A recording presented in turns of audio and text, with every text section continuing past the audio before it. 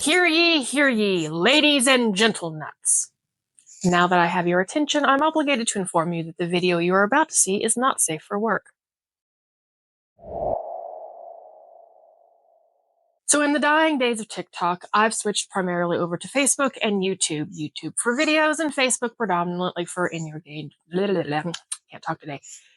engagement and interaction. So there I am, scrolling through my feed yesterday morning as I sipped my second, or was it my third, my whatever cup of coffee, and this gem of a post pops up.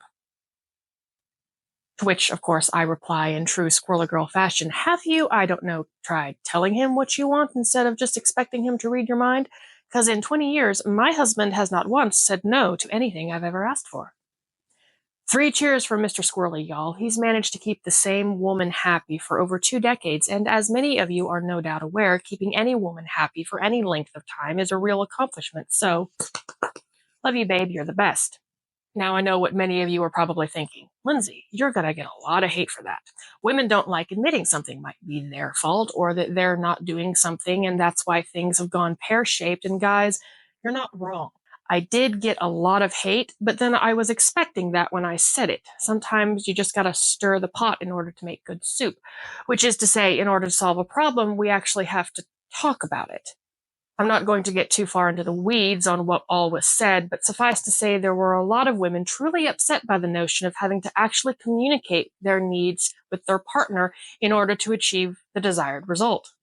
Which makes no sense, as women have absolutely no problem telling their guys what they want in any other situation or circumstance, but apparently when it comes to sex, men are just supposed to know. As one commenter said, there are way too many men who think simply penetration and thrusting is all that's needed for a woman to get off without foreplay or anything else. And while she is technically correct, one must ask why so many women have this problem. Well, here's my theory. They think that because no one's told them differently, other than their partners who would tell them. The other women in their lives? Every woman's different. Their sisters, nieces, and female cousins? Well, that's just weird. What about their mothers? My mother told my brother to listen to his partner. It's the same advice my dad's mother gave him, and that my father-in-law, God bless him, gave my husband. It's the same advice I plan on giving my son, so again, we're back to men can't read your mind. One of the cornerstones of male sexual psychology is the need to feel desired by the women they're with, and typically women who aren't being pleasured don't feel an overabundance of desire. It's literally hardwired into men to please their partners, and while yes, there are some exceptions out there, the majority of them will literally bend over backwards to give you pleasure because that in turn gratifies them.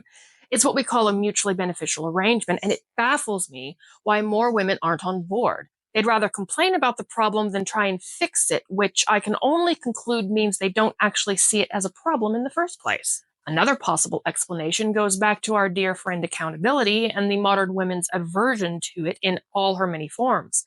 Admitting we women might be partially to blame, and note I said partially, would of course rob us of the ability to escape any no culpability for a situation while simultaneously denying us our ability to laud our supposedly superior communication skills overall and sundry. Ladies, we can't very well go around telling everyone we're better at communicating while being unable to tell the guy we're screwing a little to the left, down, yes, now up, there, right there. It happens all the time in romance novels, but in real life, apparently sex makes women go mute.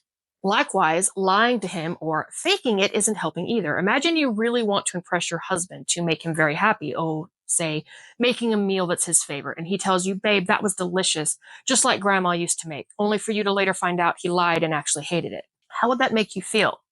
You put in all this work, all this effort into making him happy, which in turn made you feel happy, not to mention fulfilled, only to realize it was all a lie. I bet you'd be pretty miserable, maybe even feel like you failed. And if it happened enough, you might even just give up trying to please him at all and just start shoving frozen dinners at him because, hey, it's food, right? It gets the job done, even if they don't really taste all that great. That's what you're doing to guys when you lie to them. And really, the person you're hurting most is yourself because, like I said, it's hardwired into guys to want to please their partners. So ask yourself, what's more important, playing victim or having really good, mind-blowing sex? It's totally your choice, but I know which one I'm choosing. Well, guys, this one's been fun. I can't wait for all the hate I'm about to get down in the comments, all the women telling me I'm wrong and whatnot. Anyway, that's all for now. Go forth, my nuts, do good, and I'll see y'all later.